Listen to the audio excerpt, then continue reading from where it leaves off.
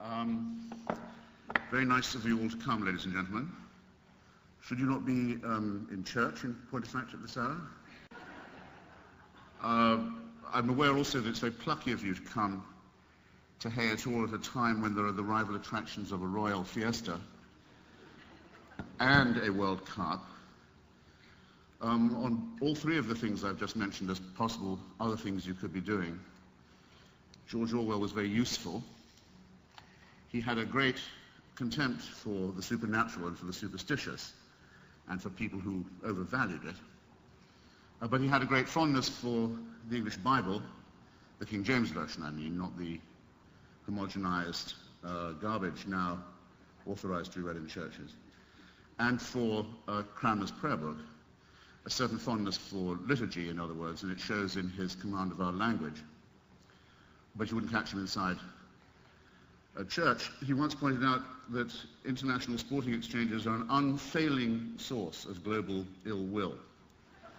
He was writing this in 1948 as the British mandate in Palestine was expiring and said, perhaps you'd like to imagine now a friendly match in Haifa between a Palestinian and an Israeli team, and left people to imagine what the consequences of that might be.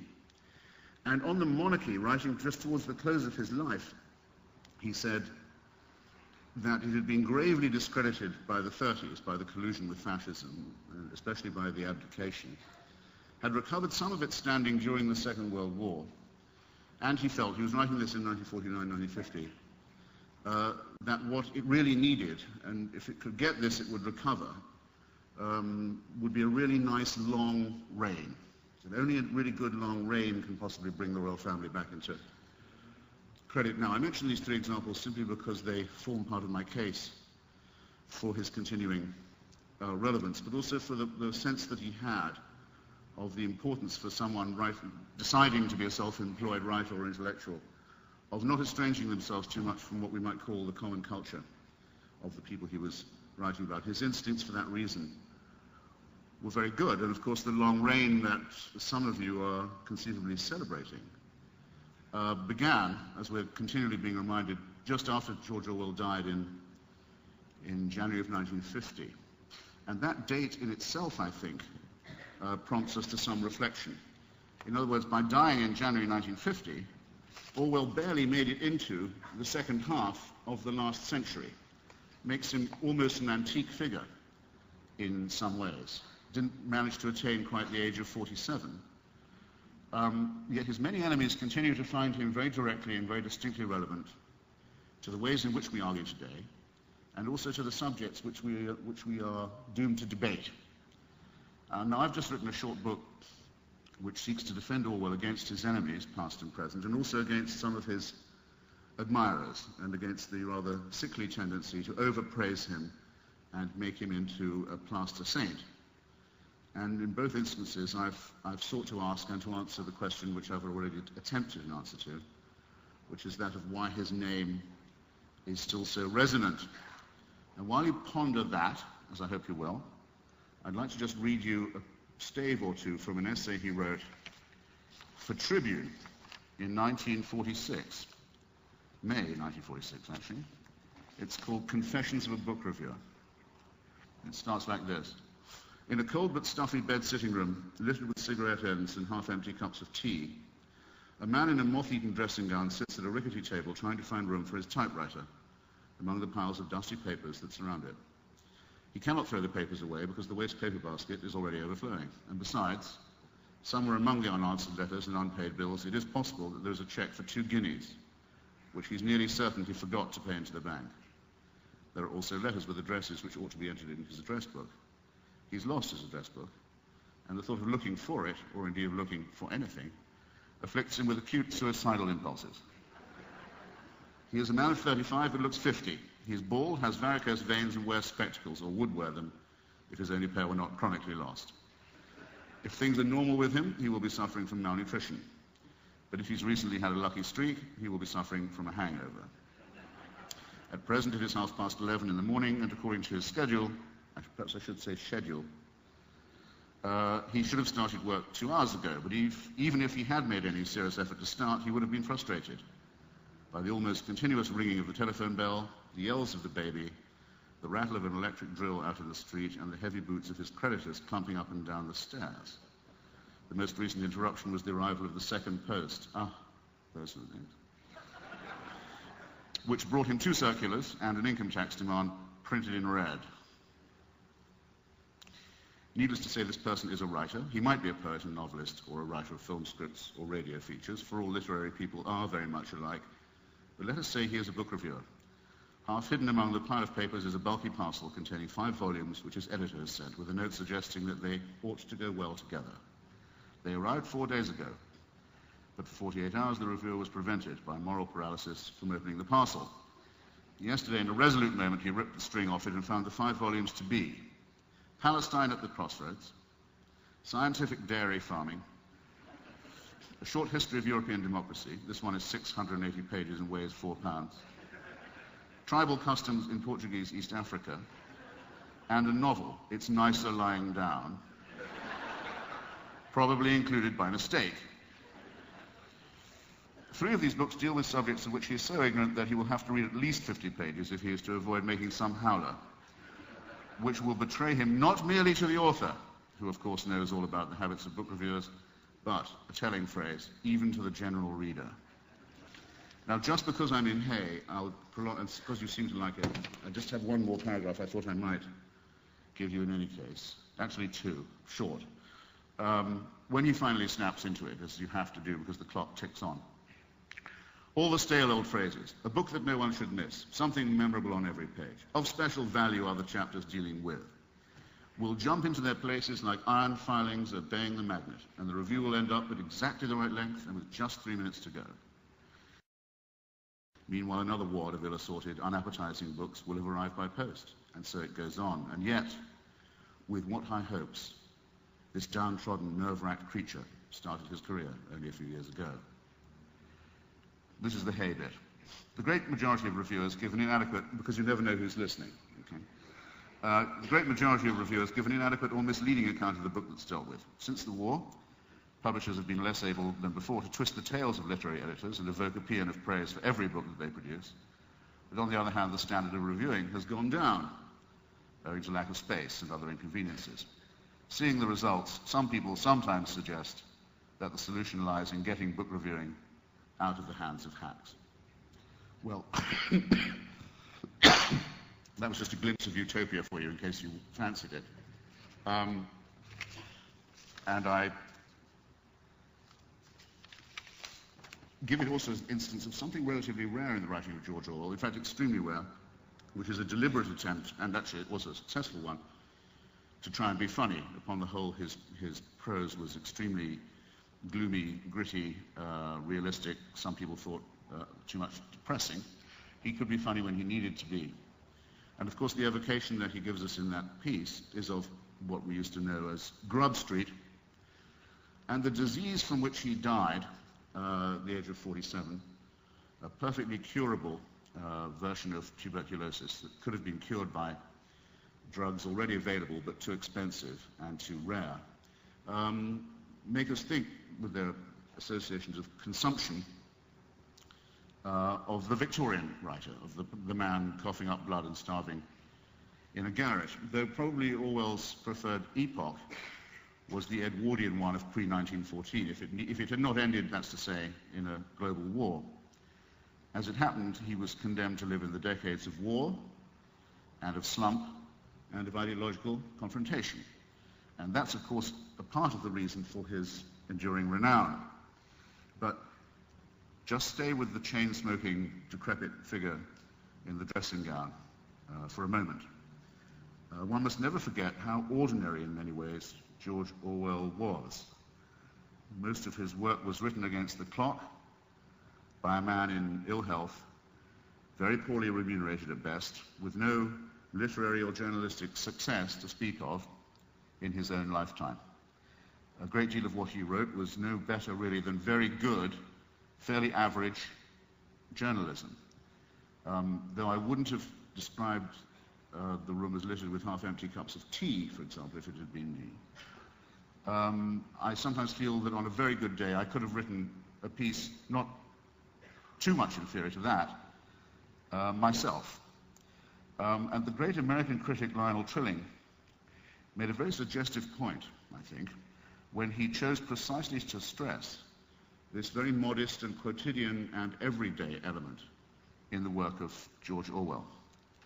And if you will allow me, I'll just quickly quote to you from it. Incidentally, this, if you're interested in reading further Lionel Trilling's excellent essay on Orwell, you can get it. It's Trilling's introduction to the American edition of Homage to Catalonia, and it's significant in itself that Homage to Catalonia didn't find an American publisher until about 5 years after Orwell had died, and was, in fact, almost unknown in England as well, and barely published during his lifetime.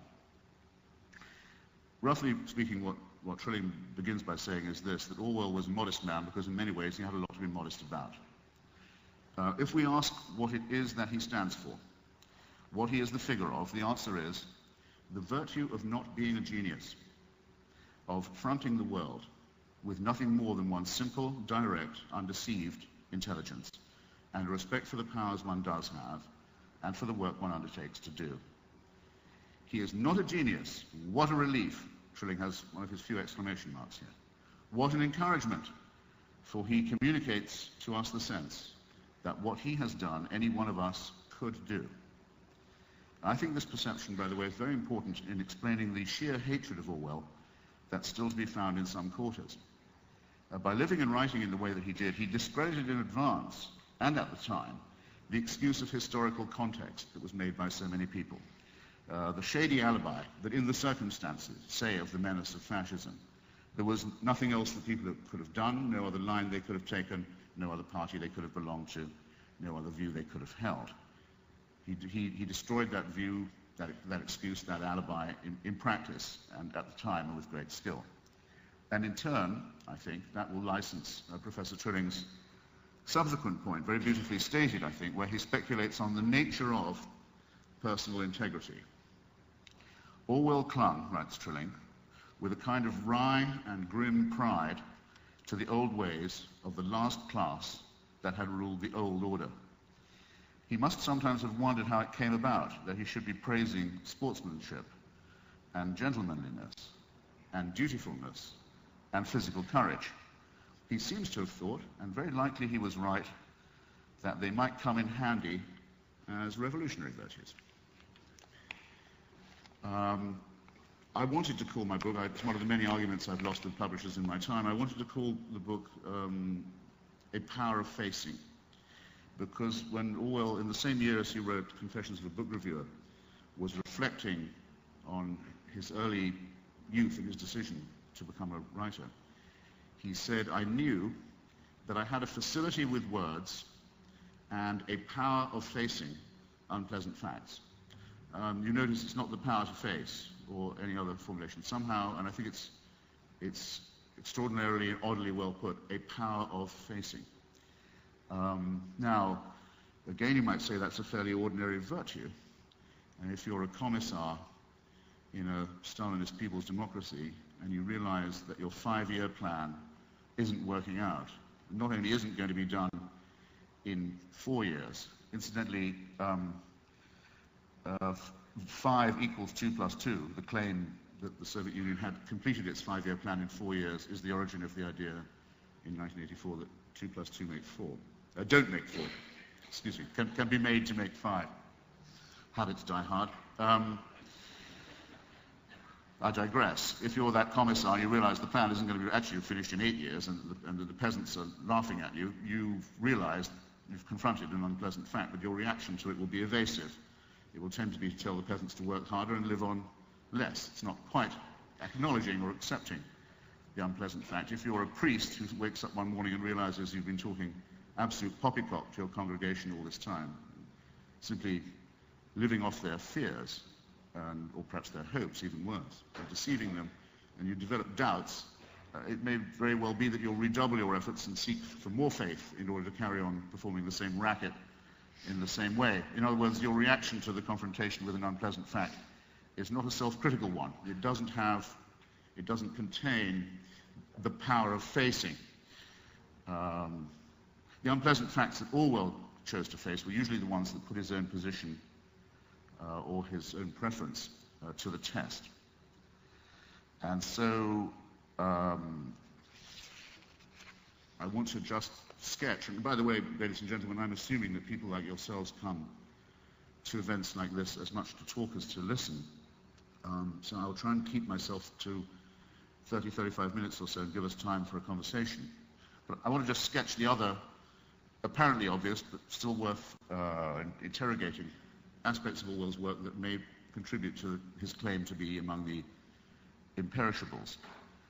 Of the century that's just ended, of which he only, as we've seen, survived the first half, the three great tests, the three great issues, if you will, were imperialism, empire, fascism, Nazism, National Socialism and fascism, and Stalinism.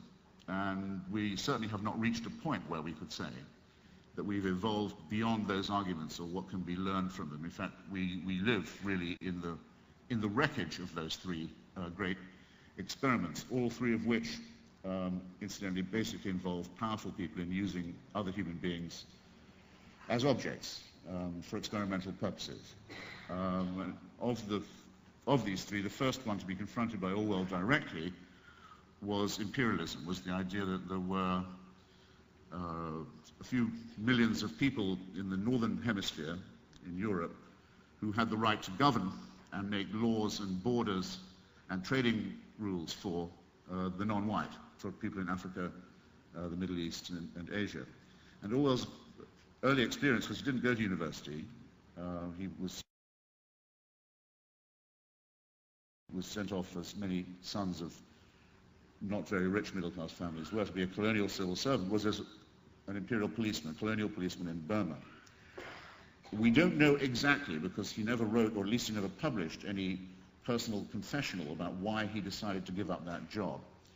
But it's very possible to speculate that the ordinary brutality with which a colonial policeman was forced to behave had a great deal to do with it. And it's certainly true that the first thing he ever published, which was written in French for a leftist magazine in Paris, was a very careful study of the means by which colonial trading relations underdeveloped Burma and kept it from joining the modern economy, made it instead a place of a reservoir of human and other resources for its colonial owners. I myself believe that there was something in the sexual relationship between the governed and the rulers, what Nietzsche calls the master-slave relationship, that had a very powerful and horrifying effect upon Orwell. For example, the best way I can think of illustrating this is the following. No Indian or Burmese man, however qualified, however sophisticated, however educated, could hope to join the membership of the English club in Rangoon.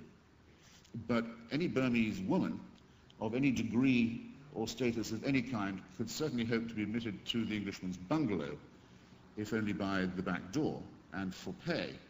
And in fact, the girlfriend of Florey, the desperate, sweaty, Graham Greene-like, sweltering, guilt-stricken civil servant, who anticipates most of Greene's writing, in my view, in Orwell's novel The Burmese Days, it turns out, you learn in just one line, has bought his girlfriend, who also is his house servant, from her impoverished family. I think there was something in this that repelled Orwell powerfully and made him decide to become an unequivocal,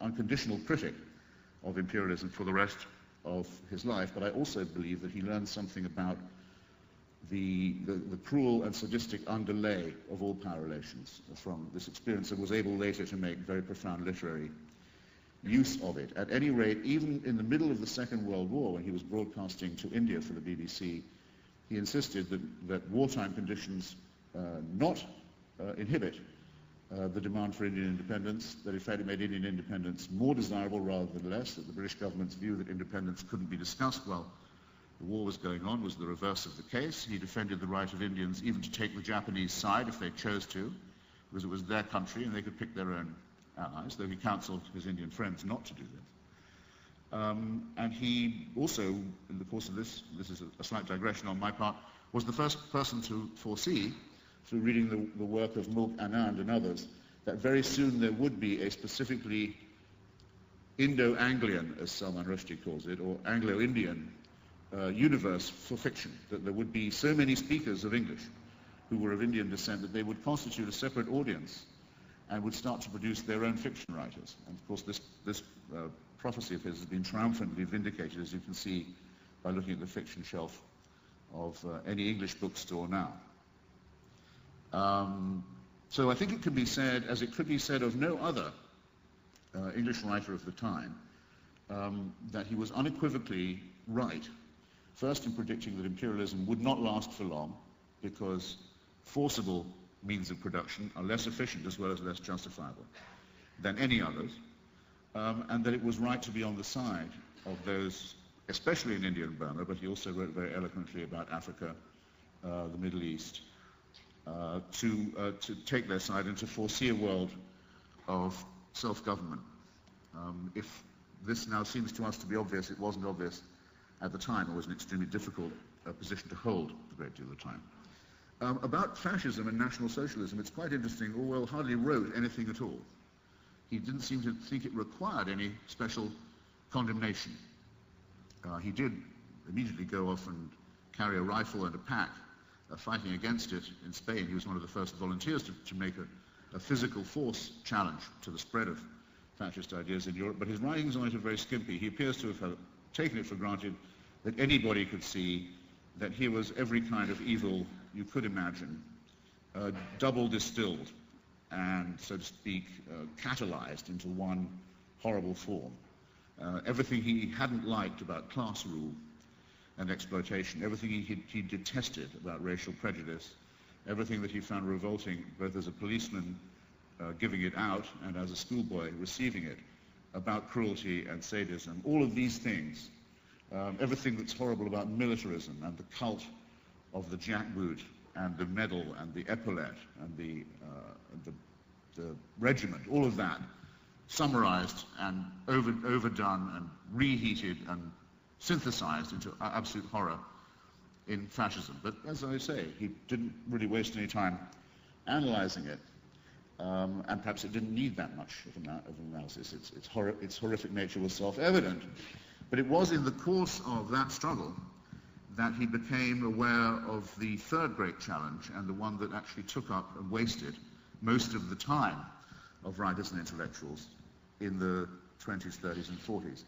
And that was the idea that to the east, in the Soviet Union, the foundations of a new utopia had been laid, and that it was the duty of all those who believed in a humanist and a progressive and a democratic future to sympathize with this project, which was, when you think about it, it's incredible not more people noticed this at the time, was described as the great Soviet experiment. Think about that for a second, because Orwell's point was always to look to the language, always to see what traps are lurking for you in the apparently obvious or the self-evident. Experiments are things that we don't conduct on humans when we can avoid it, or if we do that, we find ourselves denying it. In fact, so squeamish do we feel about experiments that we reserve them to be practiced on what? On animals. Thus the point of Animal Farm, and thus the whole point actually also about empire. You may not use other human beings as objects to see what happens, to see how it comes out, not if you hope to profit from it at any rate. And in Spain, particularly in Barcelona, in the May days of 1936, Orwell was able to discover that there was something potentially quite ghastly being prepared by Stalin and the parties and people under his control, and that so far from this not being a utopia, so far from it not being, in other words, a good prospectus, a true prospectus for a radiant future, it was worse than a false prospectus. It threatened to produce an absolute negation in which the whole idea of objective truth, of human solidarity, of pluralism, of intellectual experiment, of anything really worth valuing would be destroyed. And possibly any record of any opposition to it would be destroyed as well. And from that appalling discovery and from what he saw it doing to people who he knew in Spain, the people who were killed, the people who disappeared, the people who were grotesquely slandered after they disappeared, the appalling circulation of lies that went on about him. In other words, right in the crucible of the battle against Hitler, Franco, and Mussolini, he made the discovery that was to last him for the next 14 years of his life, the need for a struggle against intellectual dishonesty on the left.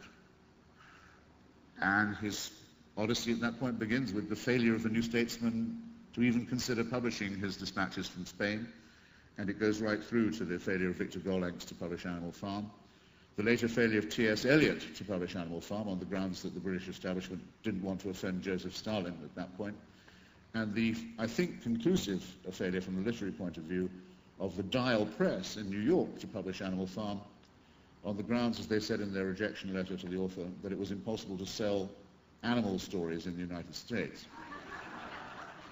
This was at a time when Disney was already fairly culturally regnant. That, I think, is the favorite rejection slip. I have a copy of it pinned above my typewriter. It's the best rejection slip of all time. I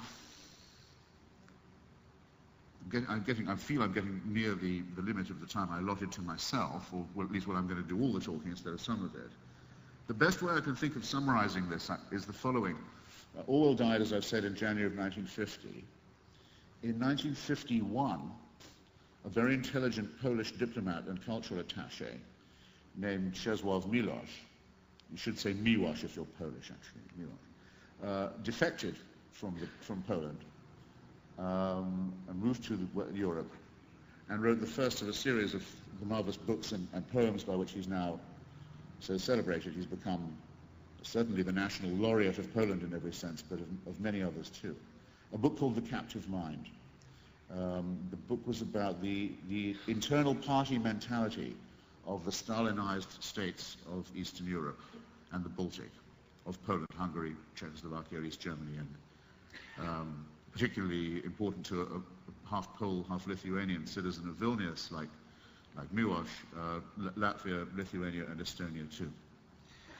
And he reported a curious fact. He says there's a book called 1984 that is in circulation in secret editions, read only by members of the inner party, clandestinely. And he said, I've read it, and I've had discussions with other of the comrades who've read it too. And they're all extraordinarily impressed by it. This is 1 year after Orwell's death. They're all very impressed by it, and they're all very surprised to find that its author never visited the Soviet Union, because they cannot understand how an Englishman who had not had this experience could have summarized the texture, the feeling, the quality of everyday life in a closed society and a totalitarian state. Now, I don't know of any greater compliment paid by any writer to another than this short observation of Miłosz's, written in 1951, I think published in 1952. In other words, let me try and put it like this. 1984 is about the circulation of a secret book within an inner party and the appalling disclosures that it contains to those who will take the risk of annihilation, of complete annihilation, that is to say, by reading it. Within a year of its publication and 2 years of its author's death, this book is itself a secret samizdat book operating and circulating within the confines of an inner party society. And those who read it cannot believe that its author did not personally experience it. To which my comment, and I think I might close on that, would be this, or close on this, would be that. Actually, Orwell had, in a way, lived within, imaginatively and in some ways practically too, within the confines of a closed system. He managed to distill everything that had ever happened to him. He lives completely up to Lionel Trilling's analysis of an intelligent person, no more than heroically average ability, on whom nothing is wasted, for whom everything does possess a latent significance, from whom something can be learned at every stage. It wasn't lost on him the way that little boys in English boarding schools would become very, very servile in the presence of the headmaster, and would betray their own friends in the hope of a little extra favor. It wasn't lost on him. It remained, the relationship between power and masochism remained in his mind all his life. Nor was it lost on him the way in which a very small number of people could manage to govern, exploit, sexually exploit, as well as physically exploit and economically exploit whole subject populations of a different color from themselves by keeping the monopoly of violence and by retaining a self-conscious ideology of superiority. Nor was it lost on him what a nightmare it is to be faced with secret trials, secret police, disappeared persons, and mass production of lying propaganda of the sort that he experienced in Catalonia. And so by benefiting from all of this, and also briefly by working in room 101 during a time of censorship in the Indian service at the BBC, another thing that wasn't completely lost on him either, he managed to create something that is the only thing in English that will stand comparison with Solzhenitsyn, with Ignazio Salome, with Arthur Koestler, with the other great classics of what was called, when we were undergoing it, the midnight of the 20th century. And all this was done and synthesized and brought to the level that it was by somebody whose favorite quotation was a simple one from Milton, which goes, by the known rules of ancient liberty, and thus makes the assumption that while we do have the instinct to obey, and we do have sometimes the instinct to command, and we do have the instinct to conform, and we do have the instinct to make others conform, we also have an innate instinct for freedom and for liberty. And thus we arrive at the point, again I think this applies to no other writer, where the word Orwellian, if used colloquially, means one of two things. Either a nightmare dystopian society where human beings are treated as objects or as ciphers.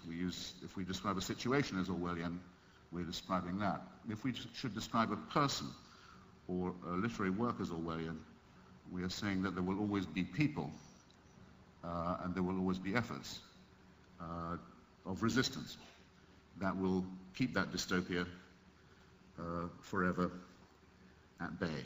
And I think that that is a signal achievement for a lifetime of under 47 years, and I commend it to you, and I'm very grateful for your kind attention, and I'm willing to defend it further.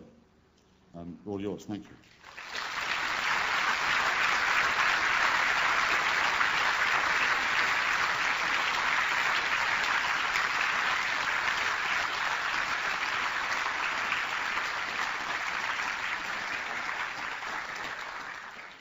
It might be thought, there are microphones, as you can see, and I'll have to urge you to speak into them, because otherwise your question won't be heard.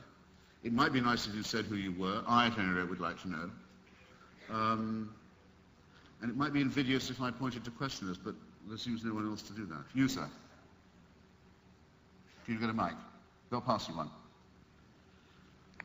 Bloody hot in here.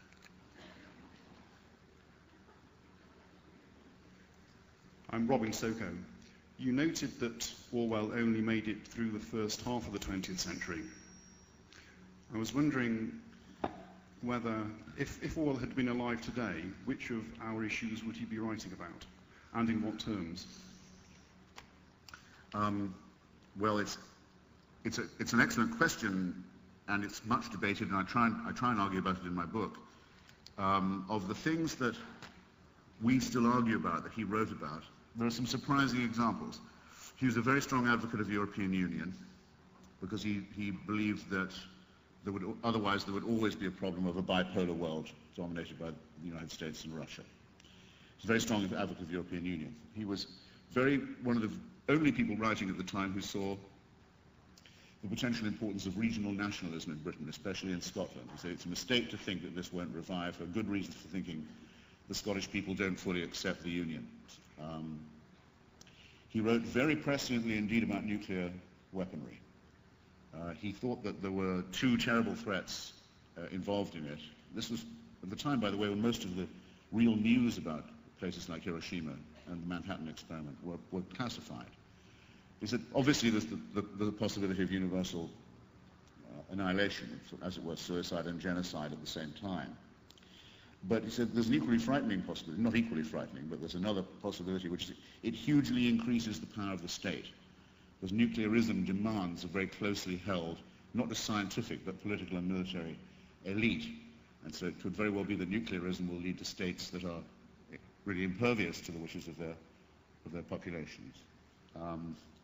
Let me think. There are a number of other subjects on which he, including the ones with which I started, the relatively small ones, on which he does remain remarkably contemporary.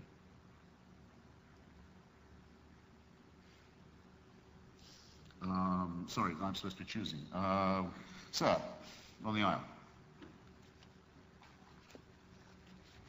My name is Dick Actus Grande. I wanted to ask you something about a curious thing that I've always wondered about. Is Down and Out in London and Paris a book about freedom?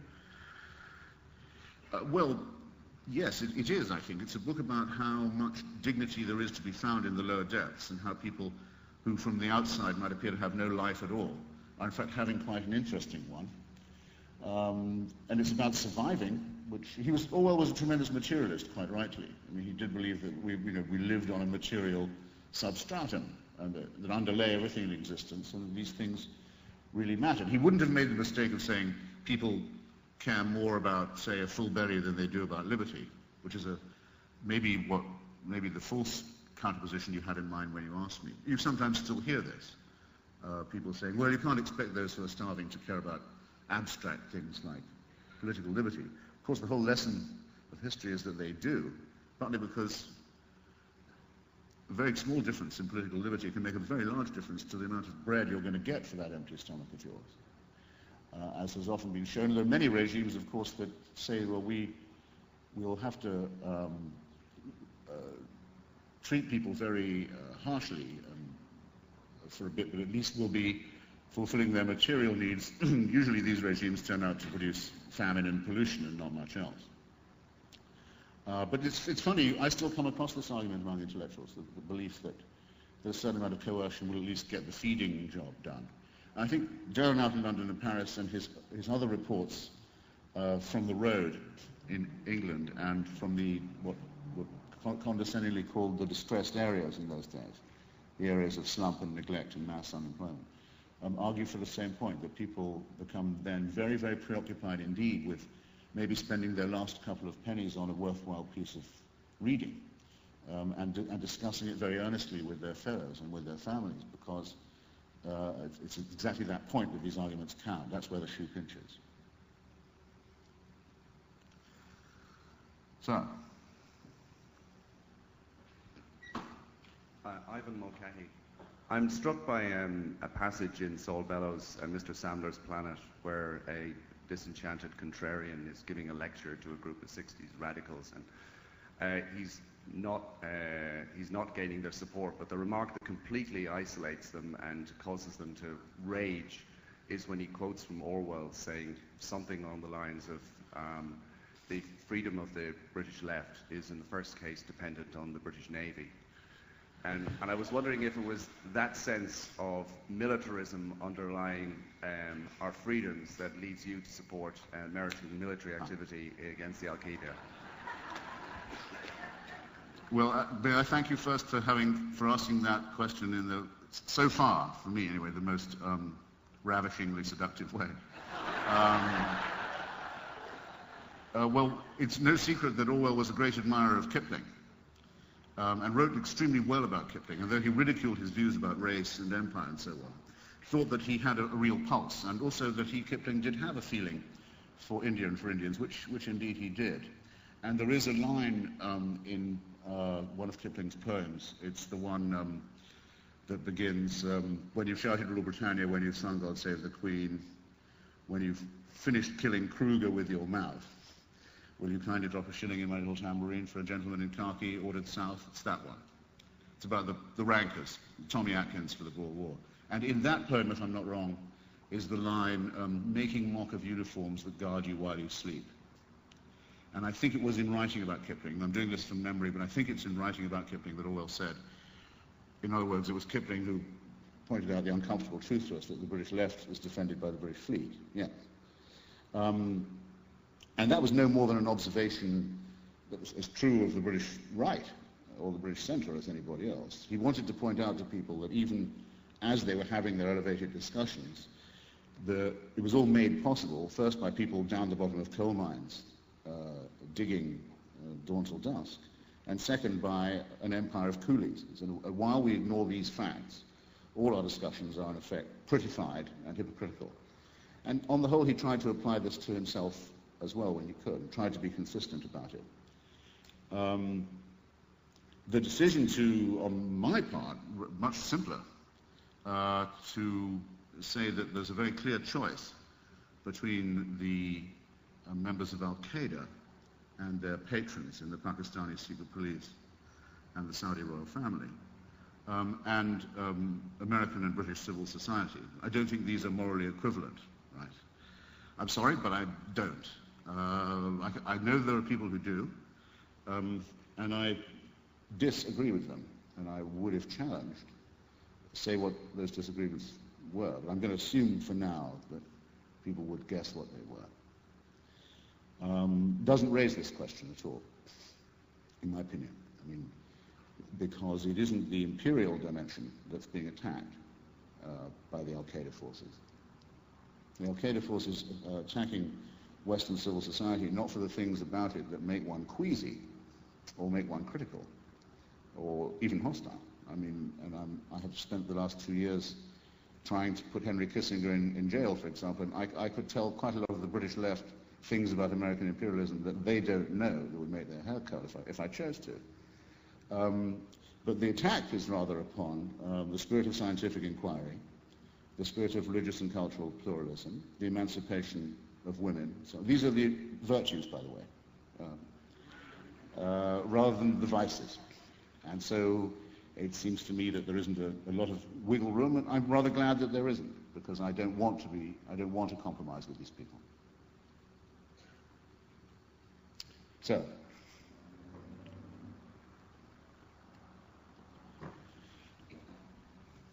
Chris Agee, what do you think Orwell, especially his experience in the Spanish Civil War, brings to an understanding of Bosnia, especially the Western response to Bosnia?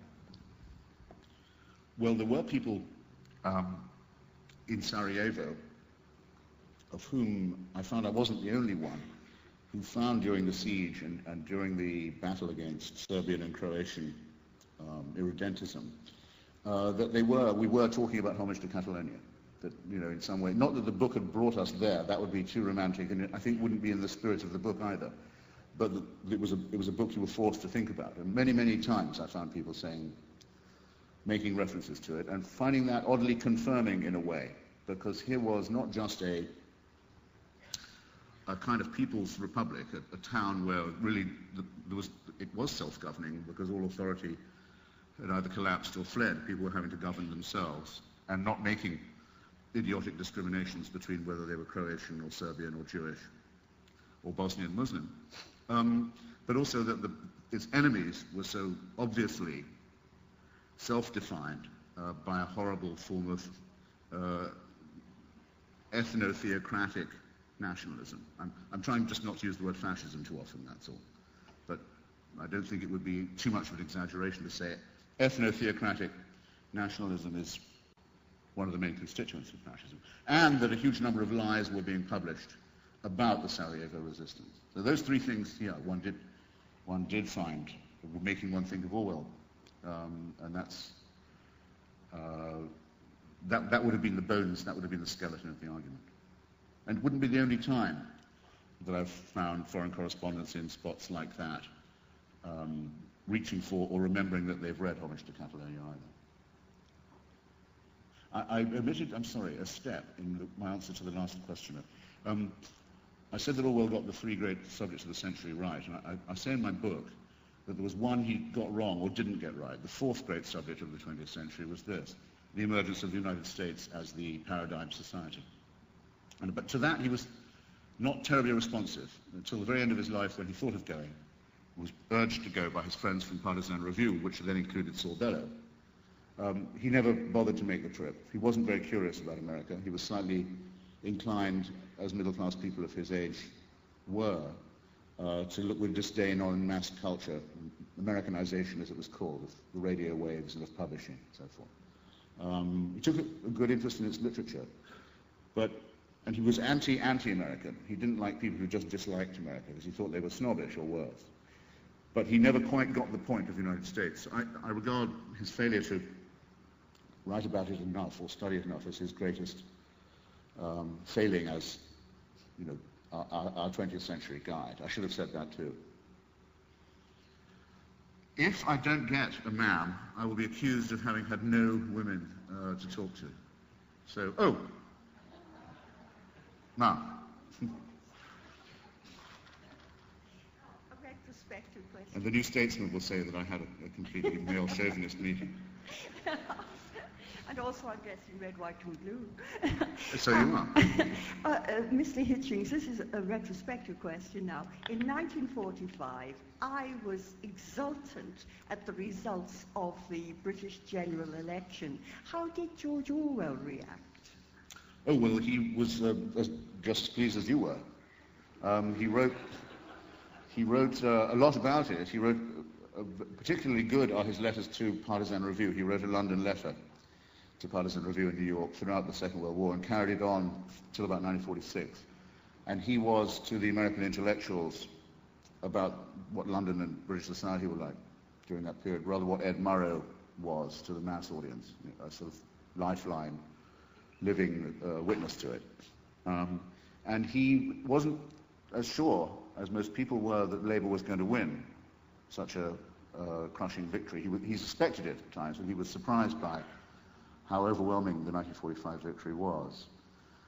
And at the time he was working for Tribune and was quite close to an Aaron Bevan. And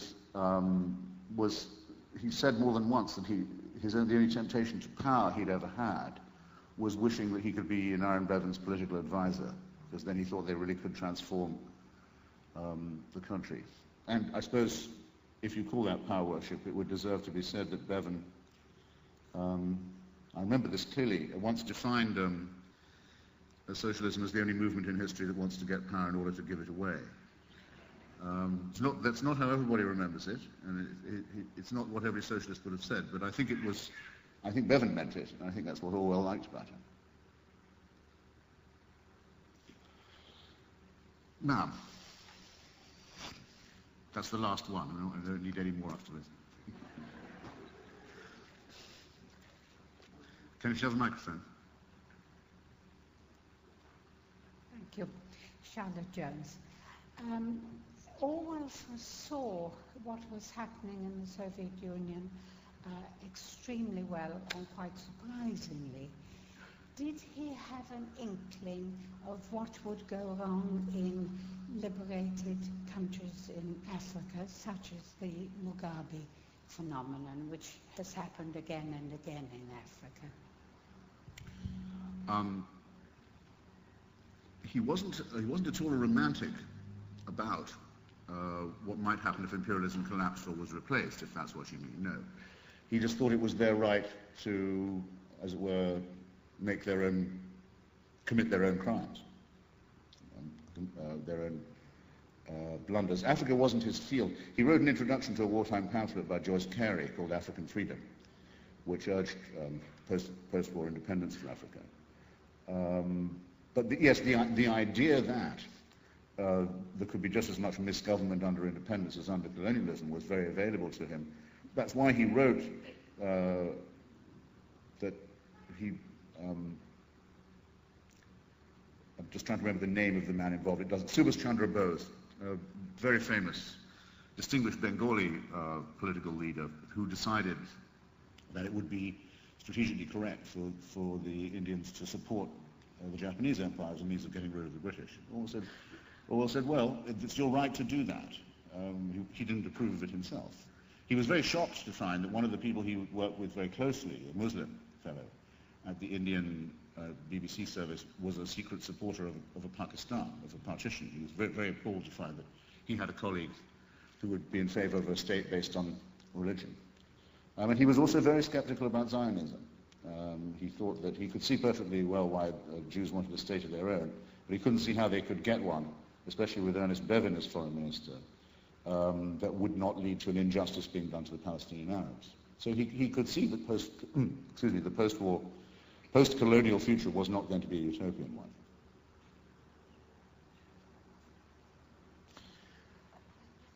Yes. Can we like a microphone? Which of his books collects up the partisan review letters? Well, we now have, thanks to Peter Davison, professor at Leicester here, we now have for the first time ever, just published 2 years ago, the complete works of George Orwell. We have everything he ever wrote, every letter, every surviving document, which for a long, long time we did not have. And these contain all the letters to Partisan Review. Unfortunately, it's 20 volumes, and it costs quite a lot of money. I made Peter Florence give it to me instead of anything else as a reward for giving the Raymond Williams lecture and abusing the hospitality of Raymond Williams' fans from this podium a couple of years ago. But you can get it, and it's a wonderful investment.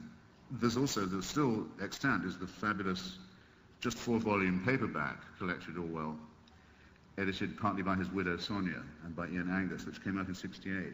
And that's got most of the Partisan Review letters. It would be nice, I've often thought, to have a book just of his letters to America.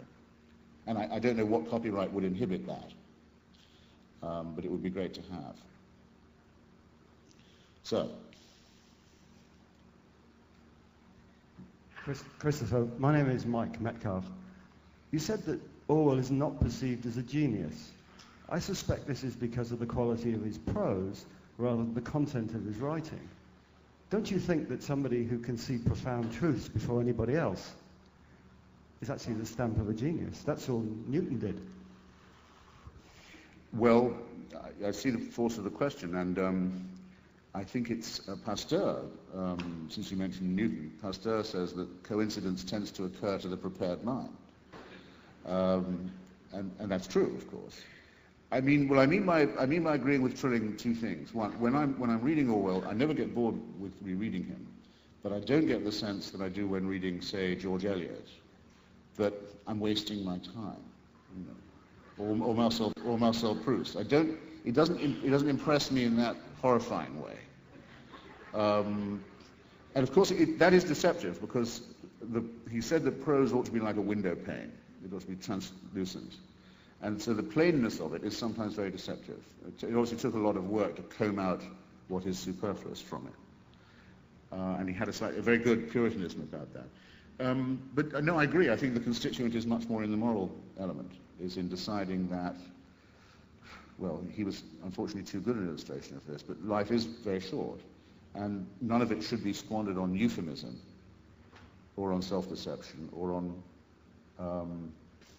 Bertrand Russell's favorite biblical quotation, which was from his grandmother, which was, "Thou shalt not follow a multitude to do evil." That you don't want either to be a toady or just a member of the mob. Again, but you see, these are ideas I don't believe are inaccessible to anyone here at all. They can be self-taught. They don't require priesthood. They don't require a party. They don't require that kind of discipline. That's what also makes them attractive. And they come from a very long tradition of English literary descent, of which Milton, of course, is part, and other people who all admired, like Thomas Paine. By the way, I feel if I don't say this now, I might not get another chance till tomorrow. All of this great literary tradition of ours is, in the main, Republican, and has much more of historical continuity and pageantry to it, and honor and grandeur and dignity than the Electress of Hanover or any of her marauding descendants. Good. But the great thing about it is that, in a sense, these are things that anyone can do. Now, we don't know what Orwell would have done if he was himself put to the test. In other words, if his neighbors were being taken away in a lorry. We don't know. I think he would have probably shaped up reasonably well.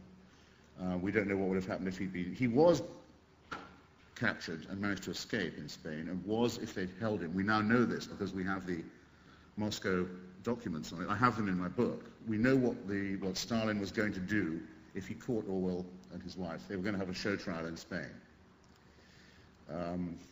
They tried to have one as it was. It would have been the successor to the Moscow trial. Not many people in the Moscow trials managed to avoid making a confession. Andres Nin, the leader of the PUM, the left opposition in Spain, did die without giving away anyone among his comrades or making a confession. He's actually the only one we know.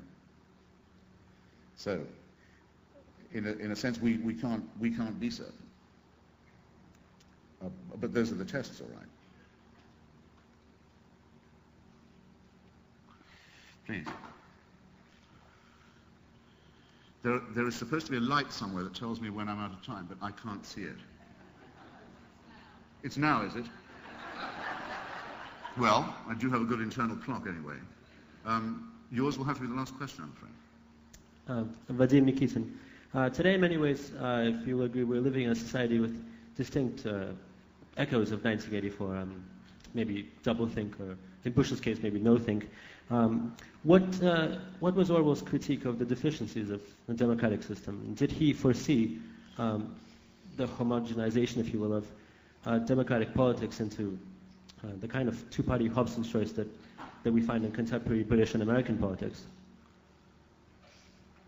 Well, yes, he did. I think if you were to pick up, which is in most of the easily found anthologies, one of his best essays was Politics and the English Language. It would show to you that he was very alert very early to the manipulation, especially of the mass media, for purposes of propaganda and of control. A great deal of 1984, for example, this is where Winston Smith meets his girlfriend Julia. She works in the fiction department, as it's called, of the party, which involves producing cheap, voluminous, propagandistic, cheap, voluminous, pornographic propaganda for the proles. Okay. Orwell's experience of that as a tactic, and as a means of, as it were, keeping people stultified, was limited, but he saw what a danger it was, yes. And he also thought, I mean, he predates the age of TV, really, but he understood quite a lot about how things like radio and the wireless could be abused, and could instead of being something that's mutual and forming an exchange, is a one-way system whereby stuff is just pumped out to the masses. Yes. So you may not think, one may not say it was very prescient, but it predates the work on cultural studies that was done after the war by people who are now better known about the possible, not just the uses, but the abuses of literacy, for example. And in fact, I think that Orwell's investigations of the commonplace in mass culture, he wrote a wonderful, famous article about the sort of magazines that working class boys would read, the kind of comics they would read, and what they'd spend their limited pennies on, and what illusions they were given as a result of that. And he wrote a piece that was destroyed in the Blitz, unfortunately, we haven't got it, about women's magazines and what they do, or can do, to shape popular culture. And he investigated seaside postcards and things like that. He's the ancestor of cultural studies in that way, and of the idea that there's a difference anyway, which may be the one you intended to make, between democracy and populism. Because what we can say now is that all politicians are populists, and never more so than when they're members of the elite. And that's something that I think he would have helped any of his readers to see coming. Yeah. I'm sorry, it's not by my wish. I would have happily stayed, but thank you for coming.